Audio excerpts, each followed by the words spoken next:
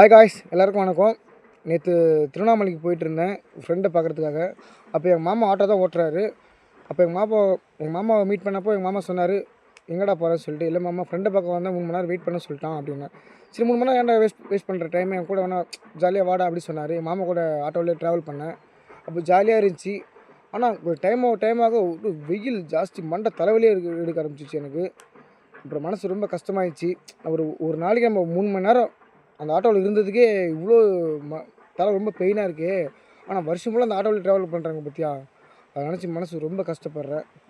So அதனால் auto ஓட்டுறவங்க யாருமே அவங்கக்கிட்ட பேரம் பேசாதீங்க. திருவண்ணாமலை கோவிலில் உண்டியலில் நிறையா லட்சமாக காசு கொட்டுறாங்க. ஆனால் ஒரு ஆட்டோக்காரங்க ஒரு 10 ரூபா எக்ஸ்ட்ரா கேட்டால் கொஞ்சம் யோசிக்கிறாங்க. தயவுசெய்து கையெடுத்து கும்பிட்றேன், ஆட்டோ ஓட்டுறவங்களுக்கு மட்டும் பேரம் பேசாதீங்க. அதுக்குன்னு எல்லாத்தையும் நான் கொடுக்க சொல்ல வரல. நார்மலாக பேரம் பேசாதீங்க, கேட்குறத கொடுங்க. நீங்கள் கொடுத்தீங்கன்னா யாரும் சந்தோஷப்படுறாங்களோ இல்லையோ, அந்த அண்ணாமலையார் சந்தோஷப்படுவார். ஸோ யாரும் பேரம் பேசாதீங்க. ஆட்டோ ஓட்டுறவங்க ரொம்ப கஷ்டப்படுறாங்க. ஆட்டோ ஓட்டுறவங்களுக்கு கொஞ்சம் சப்போர்ட் பண்ணுங்கள். Okay, love you.